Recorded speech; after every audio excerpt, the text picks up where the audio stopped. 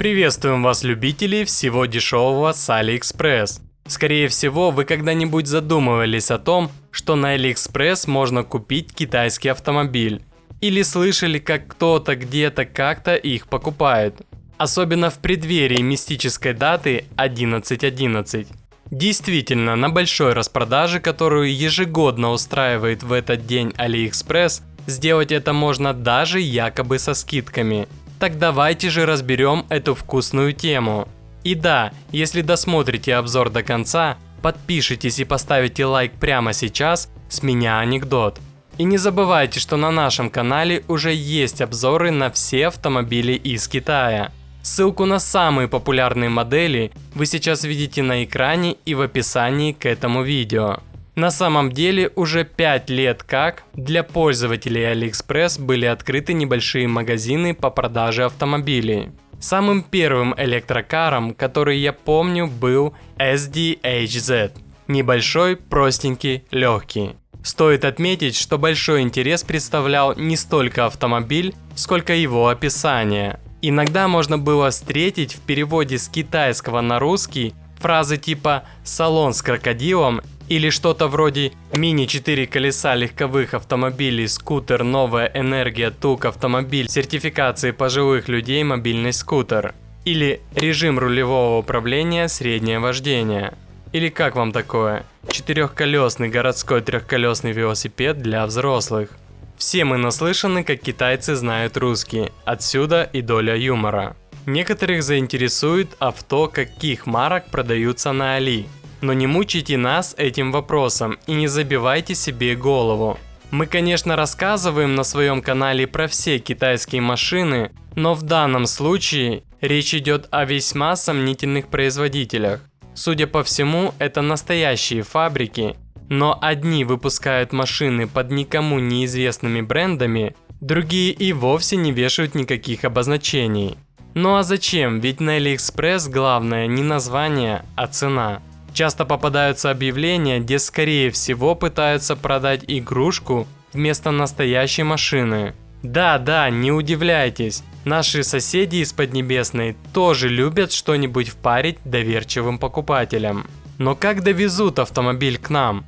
Доставка условно бесплатная, поскольку заняться этим продавцу позволяет стоимость покупки. Впрочем, обычно оговаривается, что плата за таможенное оформление, налог на импорт, НДС и стоимость порта назначения не включены в цену и стоимость перевозки. Но чаще есть и другая пометка. Поскольку стоимость доставки быстро растет в последнее время, все наши продукты на веб-сайте не идут с бесплатной ценой доставки. Окончательная цена с пересылкой зависит от фактической стоимости. Пожалуйста, подтвердите это у нас, прежде чем сделать заказ. Самый дорогой автомобиль, который когда-либо продавался на AliExpress, стоил $10 000. И это настоящий грузовичок, клонированный из Донгфенга и предназначенный для уличной торговли фастфудом. У него якобы был даже европейский сертификат соответствия. И в нем можно было не только ездить, но и готовить. Но с запасом хода на одной зарядке в 50-60 километров он вряд ли кому-либо был нужен за такую цену. А самый дешевый автомобиль, который мы смогли найти на AliExpress, это Чанли за $900 и запасом хода в 65 километров. Но во время монтажа этого видео Чанли мы нашли только на Alibaba, но не на AliExpress. Кстати, полноценный обзор на этот электромобиль уже есть у нас на канале. Ссылку вы сейчас видите на экране и в описании к этому видео. Автомобиль достойный, тем более за $900.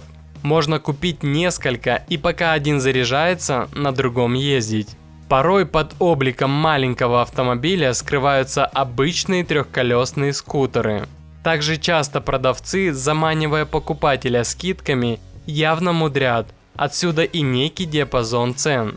Но формально чемпионом стоит признать четырехколесный одноместный аппарат JKM-FW1 с длиной 2590 мм, шириной 1180 мм и высотой 1600 мм.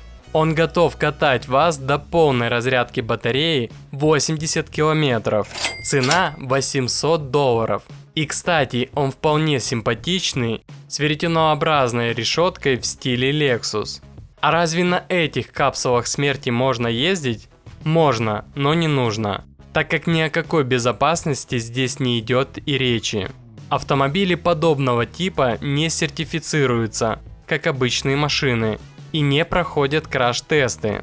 И вообще, за редким исключением, это и не автомобили. Как правило, это трициклы или квадроциклы, которые вполне можно будет использовать, например, у себя на даче или в деревне для поездки на рынок или в магазин. Многих заинтересует, как же доставляют автомобили при их покупке с Алиэкспресса.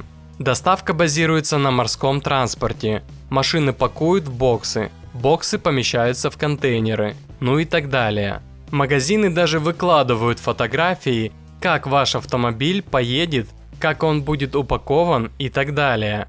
Правда, доставка занимает не менее 3 месяцев, а иногда ожидание достигает и полугодовалого срока. В момент распродажи 11.11 назойливая реклама нам предлагала купить на Алиэкспресс целую линейку дорогих электрокаров. Здесь, например, представлены NIO ES6 за 50 тысяч баксов, Xpeng G3 за 40 тысяч, Xpeng P7 за 46 тысяч и Hi-Fi X за 88 тысяч долларов. Однако есть большие сомнения.